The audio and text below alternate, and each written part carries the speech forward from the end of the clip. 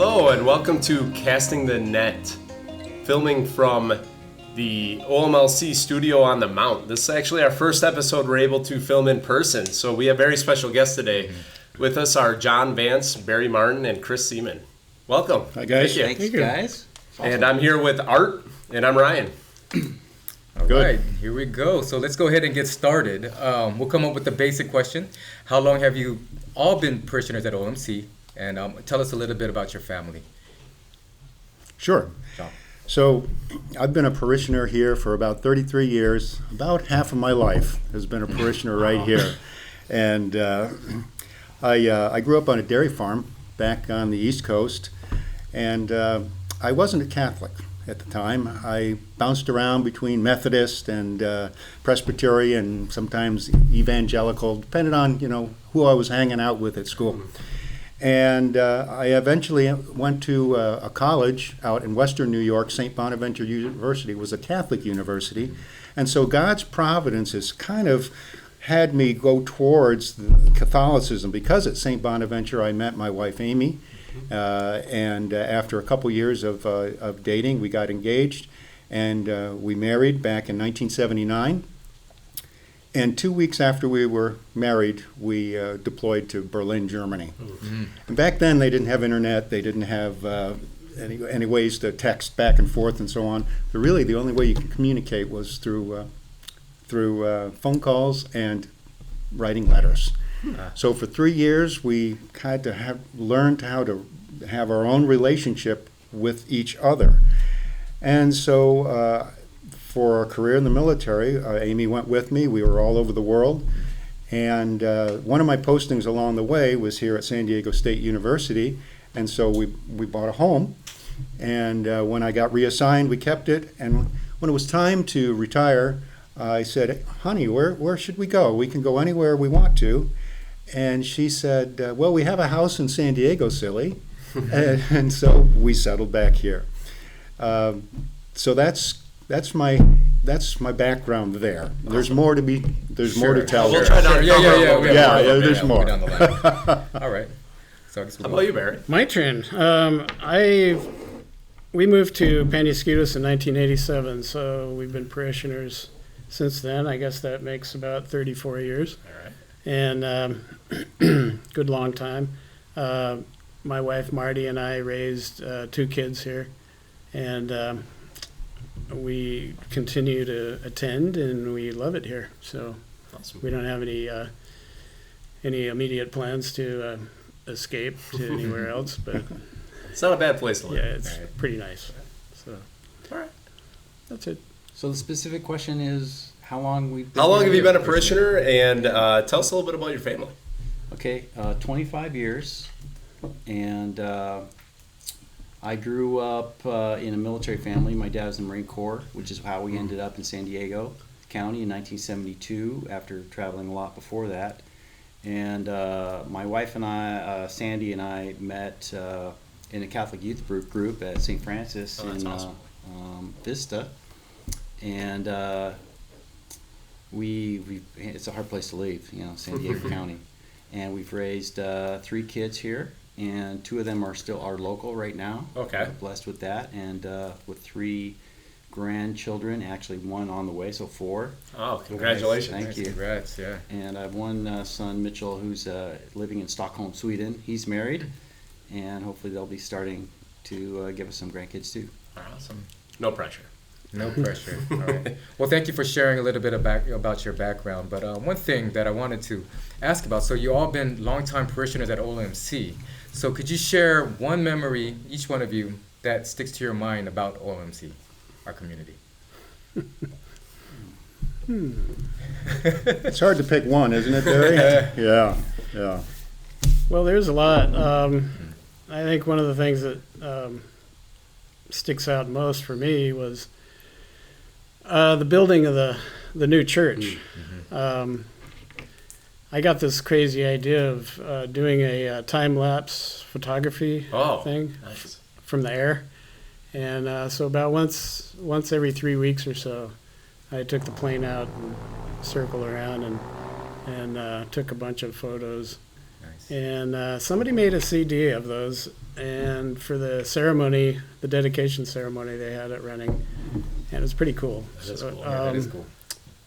The most memorable part of that experience, though, was when the police helicopter was chasing me back to the field. Apparently, they had some kind of operation going just over the hill, and they didn't like that I was flying around. So, but nothing came of it. We just had a little discussion. Nice. Water under the bridge, right? Water under Yeah, the bridge. it was good. So, what about you guys?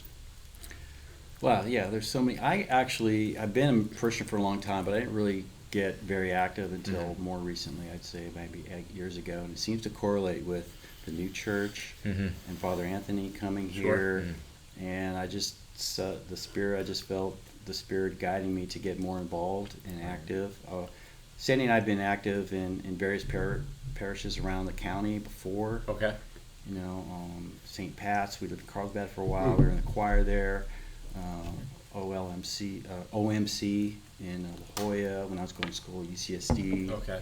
And we were involved with the baptism program and being Eucharistic ministers. And then we came here, we just kind of going by, raising our kids. And actually, what sticks in my mind was when I got involved with the confirmation program here. Okay. When Marie Vargas was here.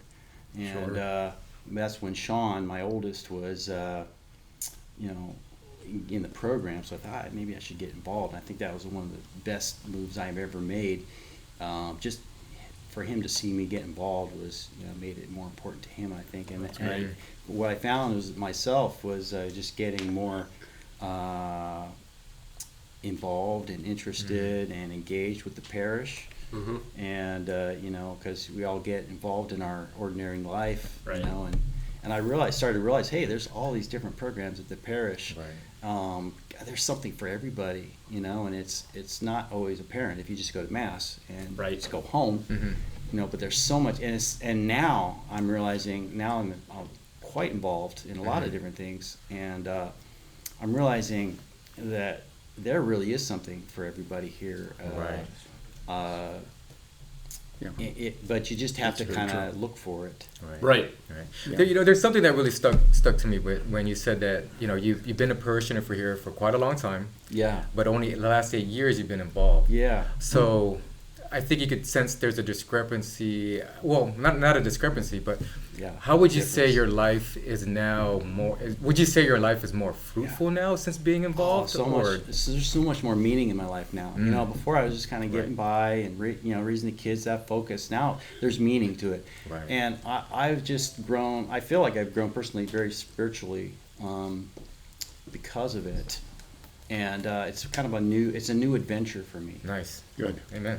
Good. When I was back then, my focus was on physics, the material world. I believe that God made the material world. He developed the laws of physics, whatever, and I wanted to know as much as I could about it.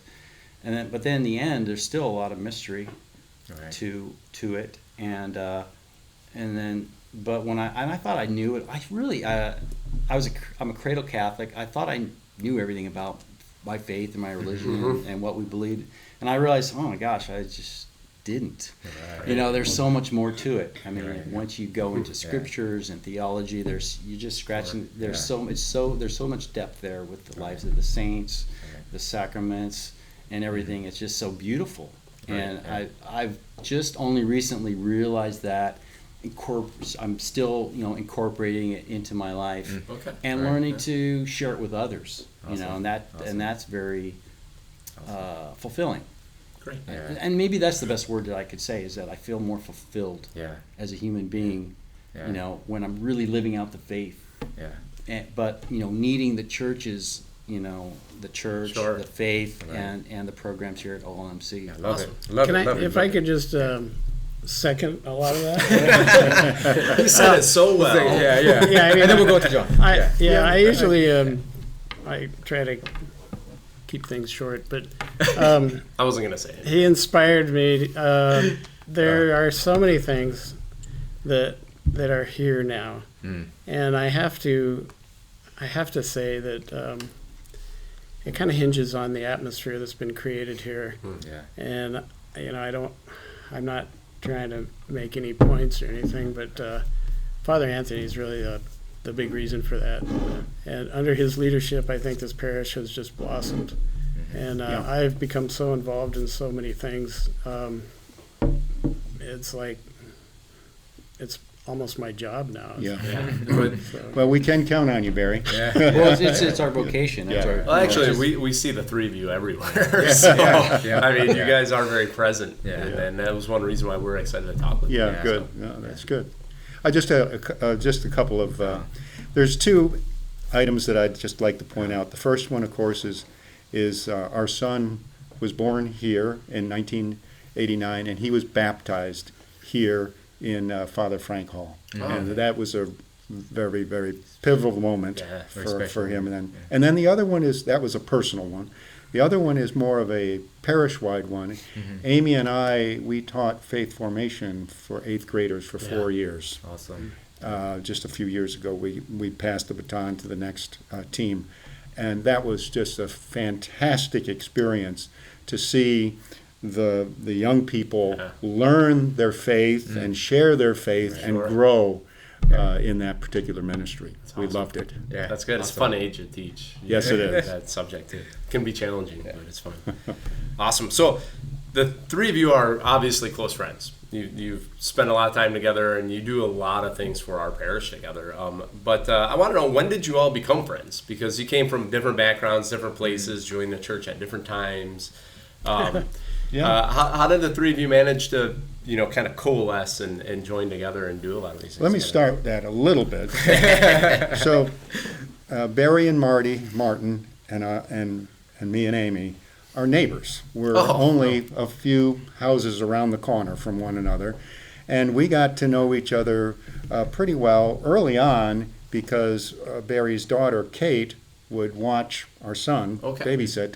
And we probably knew each other a little bit before that, but that's how that developed. We'll get way back. That goes way back. So we've known each other for many, many years, and we do those things. And Chris, I didn't get involved with Chris that much until he started getting involved in the church again. More and recently. more recently. And so, and it just coalesced very nicely. The personality fit was excellent, and adventurous and faithful men. It's who you keep company with. That's what it is all about. And so. I can vouch for that. Yeah, that was the other thing that I discovered, is that all these great men that could be good friends that also shared the Catholic faith, and it just really also enriched my life as a result.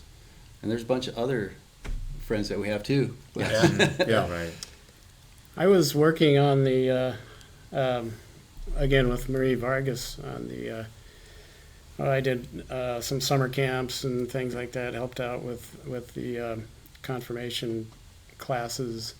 And I remember I had seen Chris and Sandy walking around church and stuff, at masses and things like that. And then I realized his sons were in that, where were we? We were up at Cedar Glen up near Julian. And At a retreat, a men's retreat. that was the kids retreat. The confirmation retreat. And Right. I had a lot going on, setting up shelters and debris huts and stuff like that. So the debris hut thing goes way back. Right. But, We've experienced that. Yeah. But then we got talking about 14 years ago, and you were starting a business, and so was I. Yeah, that's right. Yeah, I just left American, and you had just decided to go off on a different thing, so we had Completely that kind of different. we had that kind of commonality. And then John here, we had kind of been friends for a while, but it's sort of like high and by friends. And then we got involved in this group called Catholics for the Common Good. Yes. That was Amy and Marty were mostly behind that. But, if they're behind it, then We're behind You're it. in. and we did a lot of things together as far as that was concerned. so your friendships grow and different things happen, and then we have ended up working on various projects together, most notably the men's ministry. Right. Yeah, I remember 14 years ago, he said, hey, after Mass, hey, we ought to start a men's group or something. He said, yeah, right, I don't have time for that. But, a few years, he planted a seed. The very first men's retreat, I think it was after Easter Vigil or something, and Gerard Buckmelter and I were standing in Building A at the little celebration afterwards, talking to Father Frank, and the women had just had their retreat, and I mentioned to Father Frank, I don't know, it was me or Gerard, one of the two, we had just been talking about, why isn't there a men's retreat? And so Father Frank was there, and he said, hey, Father, why isn't there a men's retreat? He said, well, when are you going to start it? So, Right. That's how you get volunteered for yeah, things, the right? rest is history. So we've done a few of those Right. since then. So that's there's a big thing that comes out of this. I'm sure a lot of our parishioners are very familiar with is holy friendships, right? Mhm. And I think that's what all three of you embody, and plus more men that also encapsulate that holy friendship. And I think that's very important, especially within our faith. That's one of the habits, 7 habits Right. of discipleship. Yeah. So everyone should go to the discipleship. You guys are doing Discipleship well. plan, right? There, little plug there. Yeah. So, anyways, Barry, you're one of our key security ministry members. Have you ever needed to take someone down in a parking lot? And was there any taser action? No. If only we could have weapons. No weapons, right? No weapons. Fortunately, Sticks. Sticks. Yeah. You could. I'm thinking that the best preventative is just having people. Right. And we try not to be too obvious, but You're like a shadow. I never notice yeah, you. well, yeah, that's why you say hi, Barry. Barry, this is your third lap, huh? Yeah, but there's a certain amount of visibility that I think is enough of a deterrent in and of itself. Hopefully, because we haven't had any real problems. And most people behave. Yeah. So Yeah. that's good. Well, what we're looking for is obvious Yeah. kind of things, and I think it might be good for people to know that that we're trying to catch things before they become a problem. Absolutely. And it's a little easier that when we're inside now. Hopefully we'll stay back inside. Right. But that way, I think we can maintain a level of safety that will. Yeah, some parishioners might not even know we have a security patrol at most masses. You didn't hear that here. Yeah. Now they do. Now they do. Chris, I had a question for you. So you mentioned you met your wife Sandy at a youth group retreat, which Yeah. I think is awesome. When I was growing up, I actually never went to anything like that. So it sounds like they're pretty amazing. And you play the guitar, and I see your hat. And Yeah, Taylor. any chance? I wish I would have brought a guitar. I would ask you, are you able to play Kumbaya? I could muster it. You can manage. I could muster it. Nice. All right. So this one is kind of geared towards John, and I don't believe you mentioned it earlier, but you grew up in a dairy farm. I did. Right? Yeah, And you served in the Army. that's right. Right. To being an ROTC instructor at SDSU. That's right? correct. That All is those- awesome. All those are true. All right. So one thing I can't imagine you as a drill instructor. Can you give us a demonstration? Yeah. And you had to be one of the nicest and kindest drill instructors out there. Like, would you please give me 10 push-ups? If you have time. Well, my first position was in Berlin as a platoon leader, a rifle platoon leader of an infantry platoon.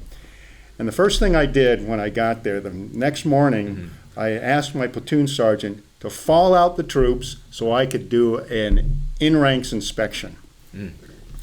Because I needed to know them and learn about them. Plus, I wanted to show who was in charge.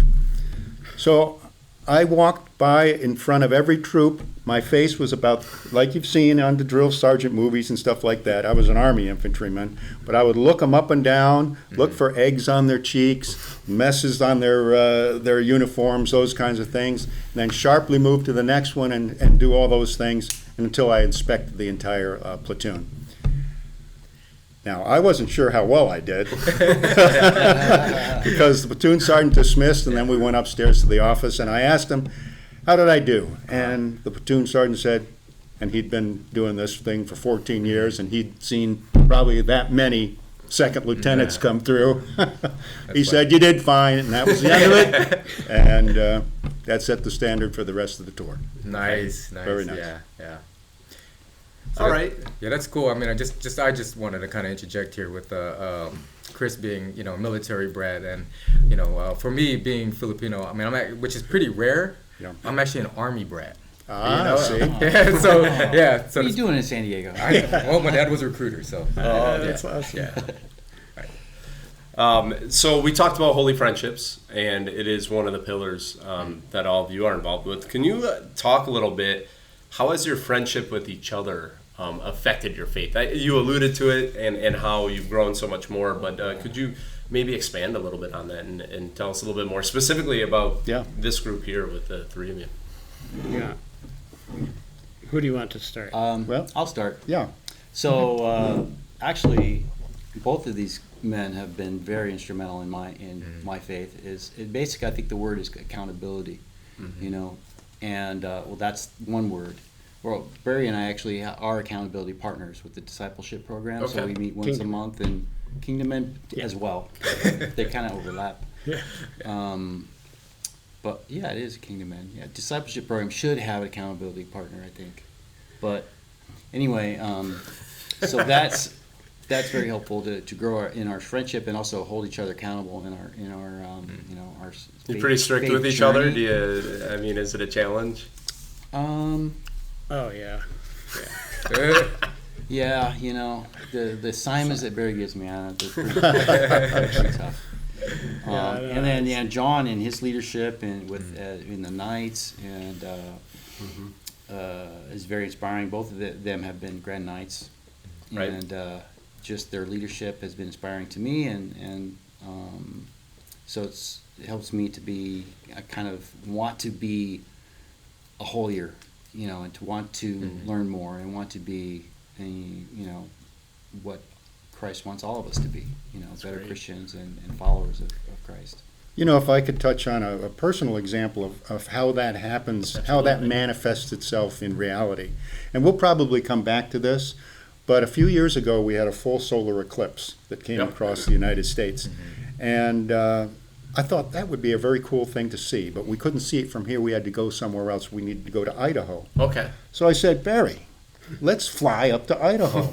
And Barry goes, I'm not so sure. I said, Chris, you should go with us. And he said, yeah, that sounds like a good trip. So we finally convinced Barry to do this, and we'll get into more details You later. didn't have to convince. Didn't have to Didn't have to convince. convince too hard. But because we're all three of us we're very faith-based and very friendship-based, all the things that we did throughout that entire weekend and the travel on back had a prayerful component to them. Right. We said grace before meals. We said the rosary in the evening before we retired. We just did it. We had a little miracle happen there too. I mean, I consider it Yeah. a little miracle, but I don't know if you want to talk about it. No, I do absolutely. I actually wanted to ask, specifically about the eclipse itself, and kind of on a faith level, on a spiritual level. What was that like? And that experience, especially in the way you were approaching the trip, and throughout the trip being as prayerful as you were, I can imagine that just had a whole nother element to it. And I wanted to hear more about that actually. Yeah, it was unbelievable. I mean, just the three of us in Barry's private plane, flying, on this adventure. We had a goal, and we actually didn't have a specific plan. We kind of had a general plan, but things had to kind of fall in place to really work well, and they kind of did. We ended up in a place called Mackay in the mountains of Idaho, and there just happened to be one place left, I think, for a plane to land right just before the solar eclipse. Yeah. And it was, a perfect spot, and the weather was perfect. And then when we saw the eclipse, I was just blown away. I mean, And this was your picture. Pictures do not I didn't take that picture. I wish I could take credit Oh, for that. okay. But even that picture does not do justice to seeing it with experiencing it. Really, it's really an Yeah. experience, Right. right? It's Yeah, kind of spiritual experience because the cosmos, Right. God's creation, and how coincidental it is that this could even happen. Yeah. The moon and the suns, their diameters are just right to be able to just eclipse it and have this thing happen. There's a lot of coincidences and fine tuning of the universe To where they really can't be a coincidence. But to see something like this, which is so rare to see, be able to see, I recommend everybody just if you can have a chance to be able to see that with your own eyes. It's it's not like watching. Maybe Barry could fly us up. Might have to get Charter a bigger business. airplane. Charter us. Yeah, but being with these guys and sharing it, and right. just on that adventure was incredible. Right. Yeah. But I gotta say, these guys have no mercy whatsoever. It is kind of unique that all the planets aligned just for us. Yeah. But one of the things that was mentioned during the course of this happening was, can you imagine prehistoric people witnessing something like this Oh, and absolutely. what they would have thought? And when this started to occur, the light became really eerie, and the birds all started flying around as if they were going to their roost, their night roost. That totally confused all the animals. Right. But you could see all this happening, and it was just, it was nothing short of miraculous to be able to witness it, because it's just one of those God moments, I think. Yeah, it really was. I Yeah. really felt humbled to be able to experience that.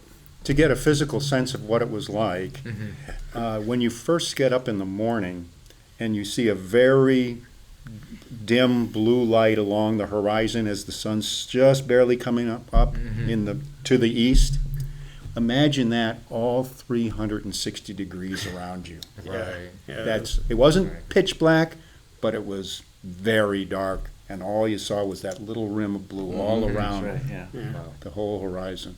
it was unique. It was a very memorable experience, something I will Yeah. never forget. Never forget. That sounds like fantastic. Yeah. Experience to have, especially with Yeah, some it was great. I holy mean, if you're by Catholic yourself, friends.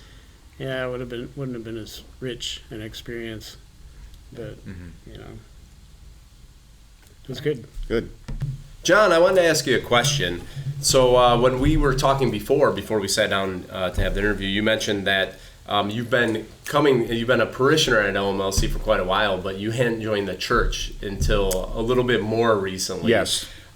What took you so long? And kind of wondering what pushed you to take the plunge? Well, thanks, Ryan. I appreciate you asking that question. God works in some mysterious ways, and he works in his own time. Absolutely. So, how did I end up going to a Catholic university as a non-Catholic? I'm not sure about that. How did I meet a beautiful Catholic woman and marry her? How did I get influenced by all these Catholic priests that were on campus, and how they impressed me about the faith, the richness of the Catholic faith, which I was just barely beginning to discover. And then for the next almost 20 years, I was a poser Catholic. I'd go to Mass with Amy. I didn't know really what was going on too much. I'd do everything that everybody else was saying. I was probably sacrilegious because I took the host, but in my defense, I really didn't know what I was doing, so, it wasn't deliberate. And all those things, I felt more and more uncomfortable as I was experiencing more and more of the faith and more of church. I was feeling more and more uncomfortable that I was not part of it. I was missing a lot. So I finally took the plunge, and I joined the RCIA program with Sister Celeste and some great instructors.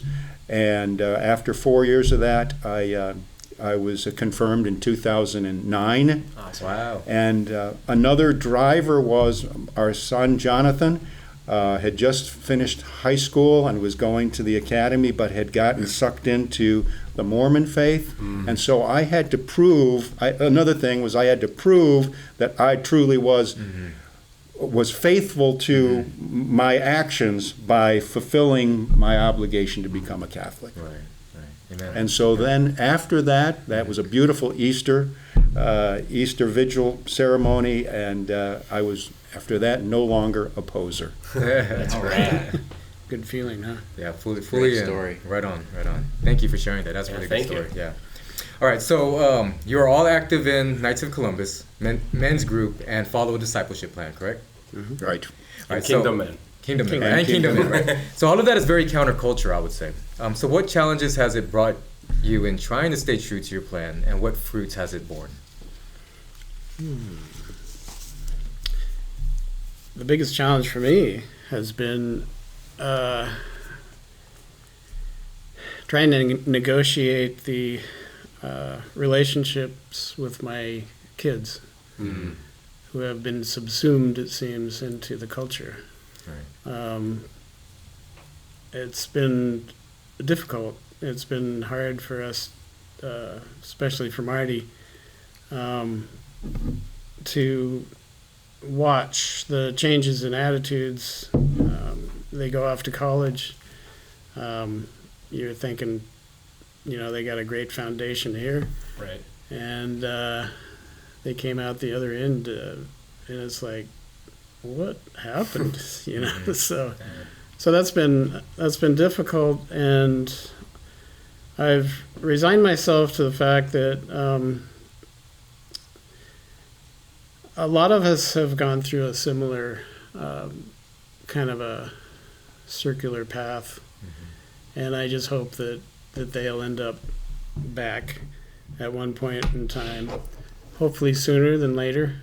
And unfortunately, I think, at least in my experience, it took some drastic experiences to make me stop and think, and then ultimately realize what's really true and good and beautiful, and it's not what the culture offers. So we pray a lot, and when we have an opportunity or opportunities, we try to nudge them in the right direction if we can. The hard sell approach doesn't work. It's like trying to push a cat off of a bed or something. They just force back. Yeah. Right. So it's easier to attract them with something from off of the bed. Sure. Yeah. And I think it's one of the biggest things is the culture, the challenges, and what it brings. But I think because of your example, Marty's example, and how you live out your faith, I think they're going to sense something down the road. I would hope and pray for that. Yeah. Yeah. We have faith that'll Yeah. happen. So, God's hands, right? yeah. Absolutely. Chris or John, any Yeah. challenges that you've come across? Well, I guess the challenge for me is, it's funny. I think a switch kind of flipped. I was all into the world and success, and that took up all of my time. And then now I'm spending more time with the discipleship program, in prayer and study and sacraments. And now I can't get enough of that. It's so attractive to me now. I have this, it's my new, I'm a curious person. That's why I went into physics and then business. And now my thing is theology more. And so that I find myself wanting to spend my time doing that and not so much maybe what I should be doing more of is, running my business and the real world stuff. But I think it's a good thing, spiritually, but blending the two together, and maybe I still feel like I'm searching for what the next thing is for me, career wise. But think I've been super blessed, and I've led a rich and varied life. But the challenge for me is to hear God's call and what Lord, what do you want me to do now? Right. And right now I feel like I'm in absorption mode. I'm still learning, and I can't get enough. I'm on forum.org and reading scriptures and trying to be a good disciple but I feel like at some point I need to do something about it, you know, and I mean, that's why I'm more involved in church programs. I feel like I'm doing something. Spiritual exercises. But at the same time, I'm afraid that he might, or somebody else might ask me to do, you know, so that's the challenge for me, I guess. Okay.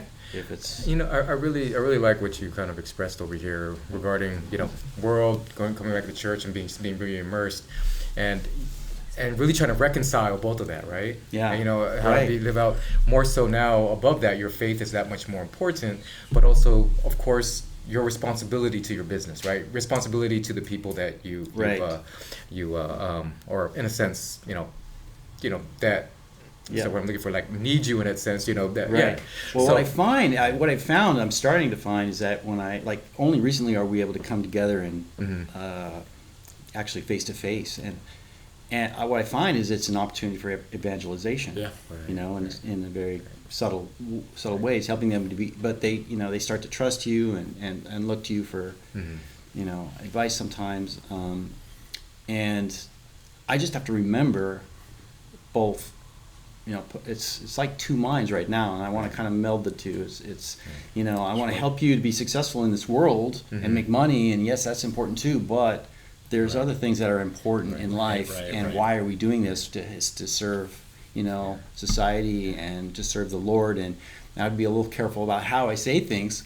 But what I find is that when I kind of open it up in that direction a little bit, people open up a little bit more, and the world is starving for you know fulfillment and meaning, and to be able to talk to somebody that they trust about that stuff. And so that's the challenge, I guess, is trying to meld the two together in a way that's effective.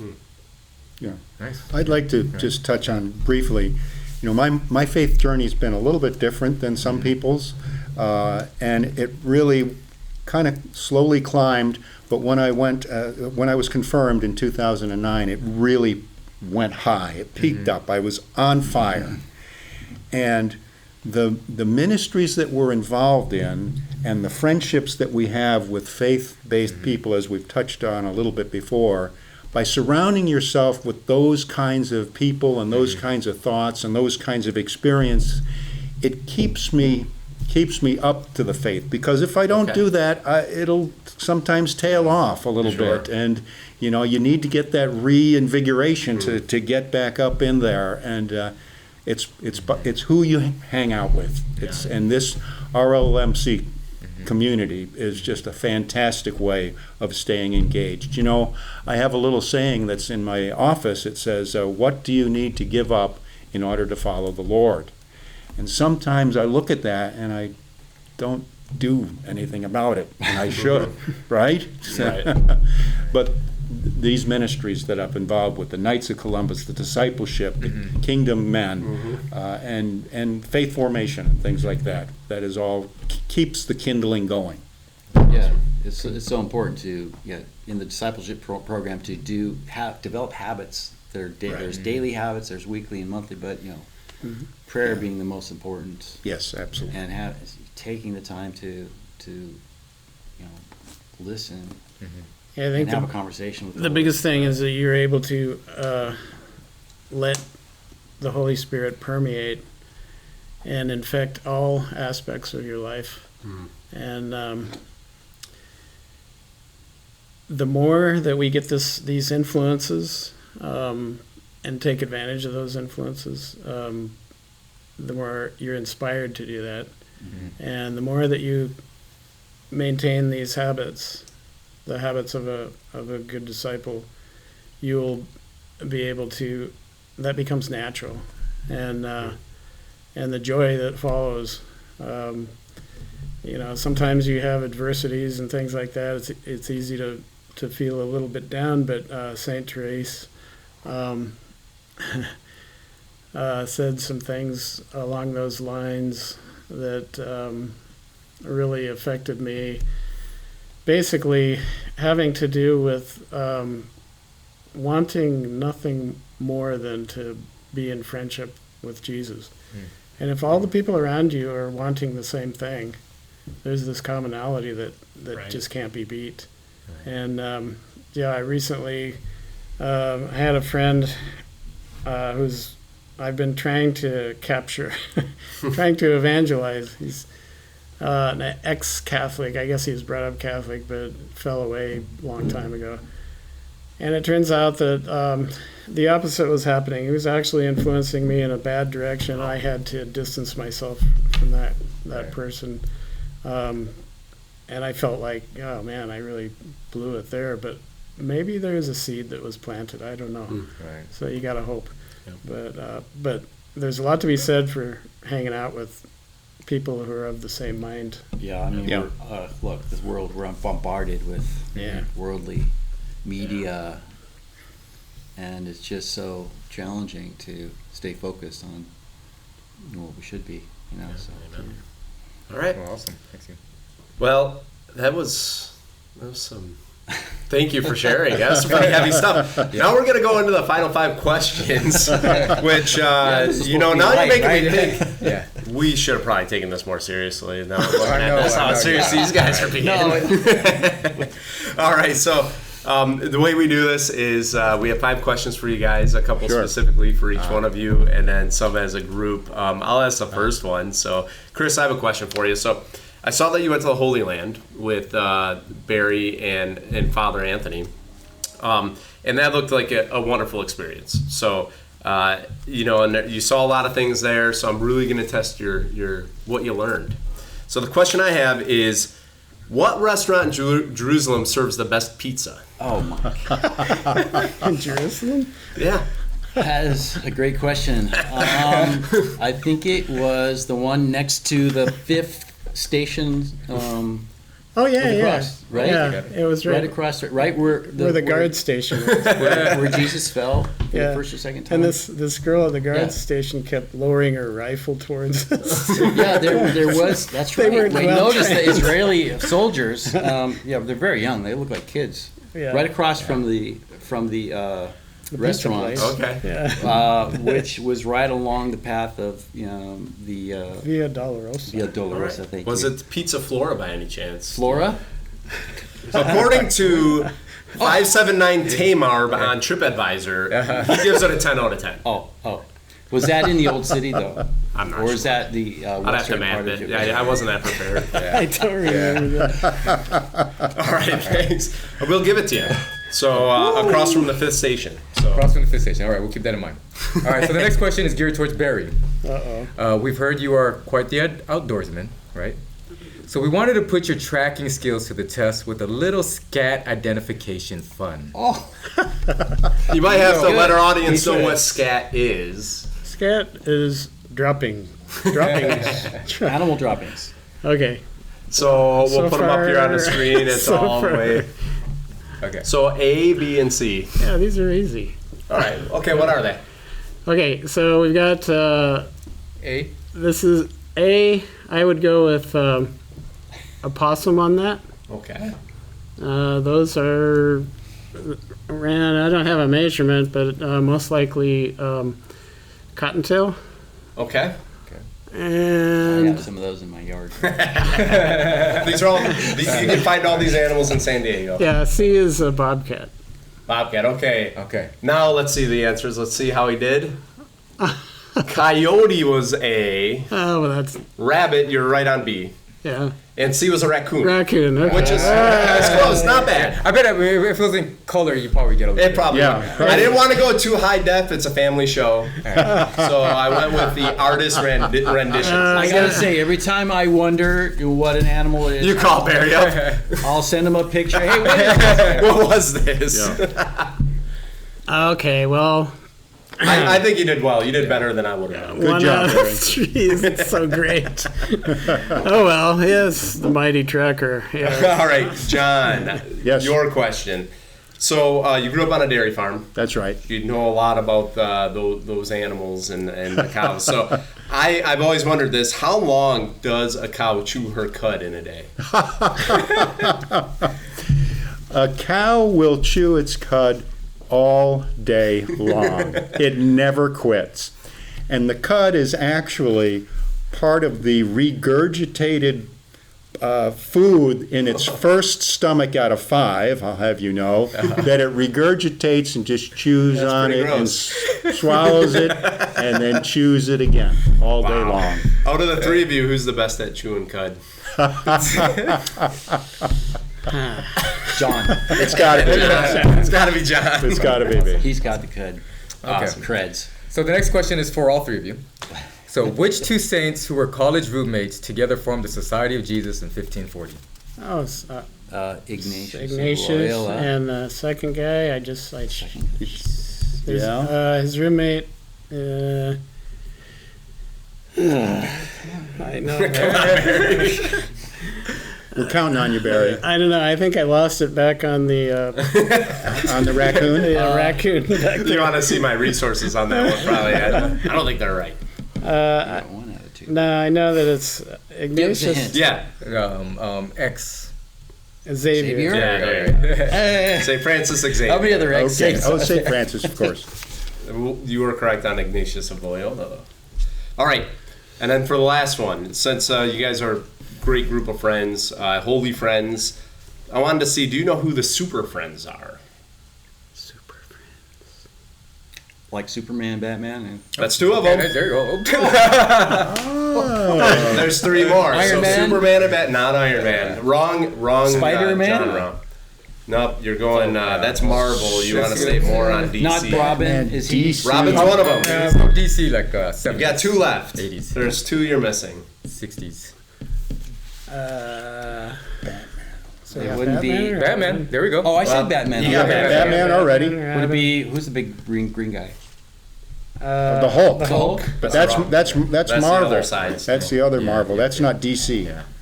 Kind of Let's see. Captain America. Would it, No, wrong side too. Oh boy. would it be Batgirl or Supergirl? You're on the right track. There is a girl somewhere there. A woman. Oh. A woman. Oh, Wonder Woman. Wonder Woman. All right, and there's one Is more that you didn't 4? get. All right. So it's 4. The last one was Aquaman. He's often forgotten. He's yeah. really not that Aquaman. exciting. He talks to yeah, fish. I like Yeah, that was good. I got lucky. I like the fish. Well, we wanted to thank you so much for joining us today. This has been a great conversation, and I want to encourage everyone that's watching. The ministries that these gentlemen talked about, they're really important, and they bear a lot of fruit. So if you have any doubt or you just want to check them out, you won't regret it. They are really fulfilling. Yeah, like we had a Chris good said. time. Yeah, we yeah, did. Had a it's great fun. time. You can tell these guys, they look intimidating. You'll see him at church. Barry walk around the parking lot. Just say hi to him. He's a nice guy. And prayers to all you parishioners out there. Just prayers that you have relationships with other men Yep. similar to what we have here. So I don't know why you guys had us instead of our wives, because they're obviously our better. We half. might have them next. That might be that in the pipeline. All right. That could be interesting. Sorry. So with that, I just wanted to thank you all out there for tuning in to Casting the Net. We're your hosts, Ryan and Art. We're casting out, and until next time, we might be catching you.